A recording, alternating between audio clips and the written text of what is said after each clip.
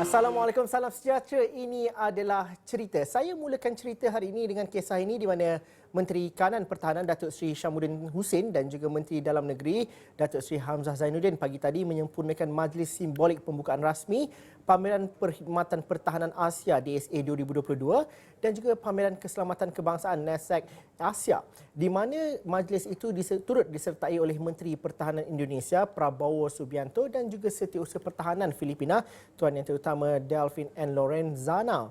Acara DSA dan juga NASAC Asia pada hari ini turut diadakan mesyuarat bilateral antara Malaysia dan juga Indonesia, disusuli dengan mesyuarat Menteri Trilateral TMM antara Malaysia, Indonesia dan Filipina bagi membincangkan perjanjian kerjasama Trilateral TCA.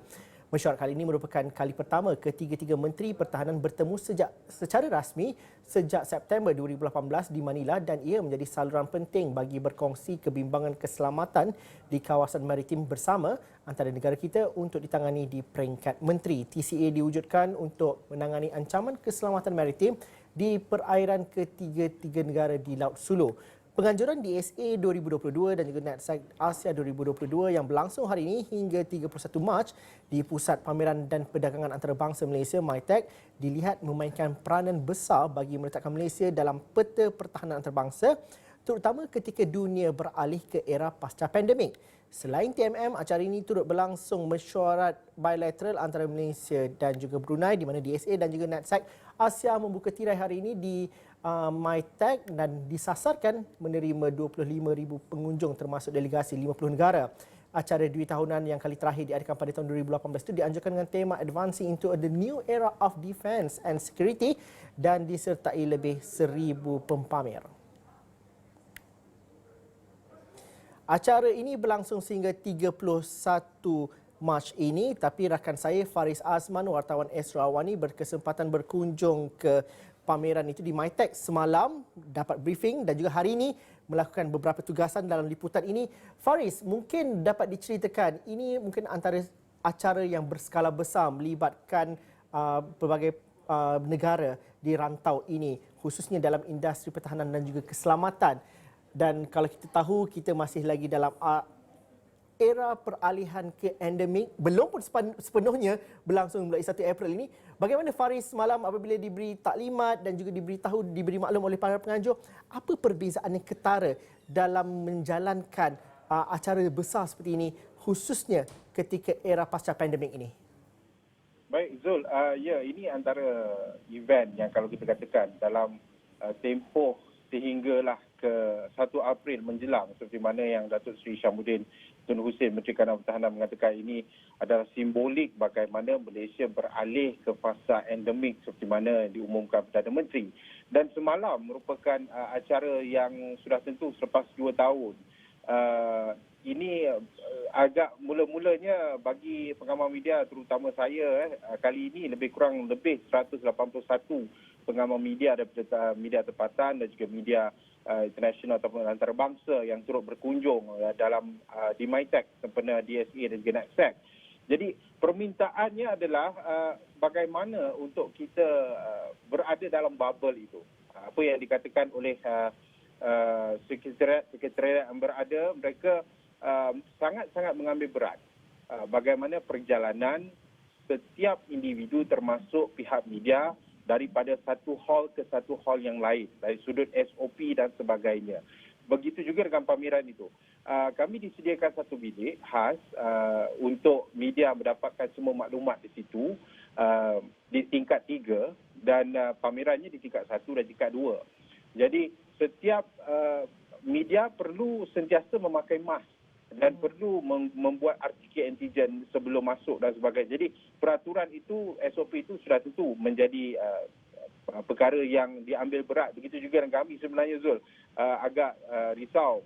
Ialah ini event yang 25,000 pengunjung dalam satu masa. Begitu juga apabila Menteri-Menteri Kanan, begitu juga dengan delegasi-delegasi 450 delegasi daripada seluruh serantau ini datang, begitu Menteri Pertahanan Indonesia, begitu daripada Filipina, daripada negara-negara jiran juga yang turut hadir. Jadi ia menitik beratkan seperti mana dikatakan Datuk Seri Syamudin semalam, beliau memberi jaminan ia menitik beratkan, event ini menitik beratkan bagaimana untuk memastikan SOP itu dah display kendiri itu dijaga oleh setiap pengamal media, pempamer termasuk dengan individu pengunjung yang datang.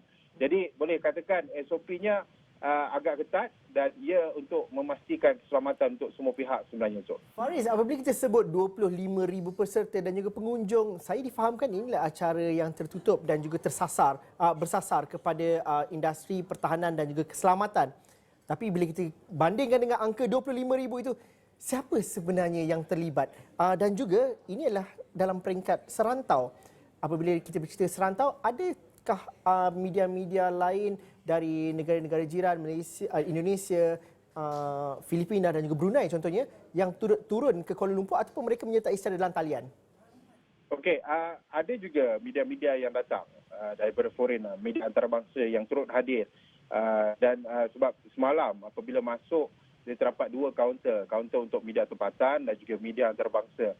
Dan setiap mereka yang masuk akan diberikan pas kerana mereka tidak akan gunakan pas penerangan atau pas yang sedia ada.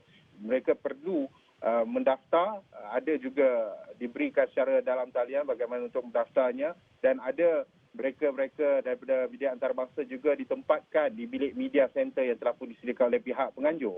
Jadi boleh dikatakan sebenarnya Zul, ada juga media daripada United Kingdom, Pakistan, daripada Amerika Syarikat, daripada Thailand, Germany, daripada Russia, Azerbaijan, Belgium, daripada Italy, daripada Turki, daripada Perancis. Banyak, lebih kurang 181 secara keseluruhan antara media tempatan ke media antarabangsa yang berada di MySec ini sehinggalah 31 Mac nanti. Sudah tentu kalau kita katakan segala pertanyaan itu agak berbeza sedikit kalau kita katakan. Saya berpengalaman sebelum ini di kalau kita pada 2013 tak silap saya di SA, ia agak berbeza. Kali ini di SA-nya lebih teratur untuk memastikan sebab kali ini penjarakannya, SOP-nya lebih ketat berbanding dengan pra-pandemik.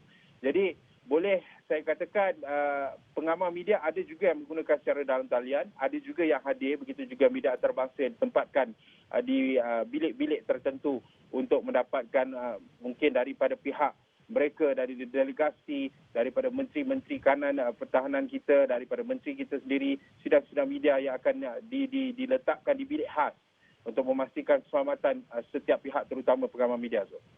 Faris, kalau tengok visual ni banyak kelengkapan pertahanan dan juga keselamatan. Faris berkesempatan tak tengok kebanyakan booth-booth pameran dan juga apa yang mungkin menarik perhatian? Faris ni kalau tengok muka macam ganas, mesti minat benda-benda ni semua. Jadi apa antara perkara yang menarik perhatian Faris? Okey, sebenarnya DSA ni Zul sangat dekat dengan saya sebab saya juga merupakan salah seorang anak bekas tentera. Jadi apabila ada je pameran-pameran DSA ni, saya sangat tertarik. Sebenarnya saya sangat minat dengan alat-alat ketenteraan dan sebagainya. Boleh kita katakan yang amat membanggakan dalam pameran kali ini, buat pertama kalinya kita tunjukkan, mempamerkan tarantula iaitu APC yang dibuat buatan Malaysia daripada MILDEF.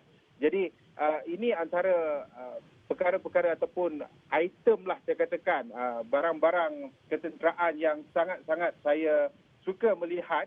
Begitu juga dengan peralatan ketenteraan daripada aerospace, Turki Aerospace. Kalau kita kata drone, begitu juga dengan APC yang ada daripada pihak Amerika Syarikat, dari begitu juga dengan senjata-senjata api.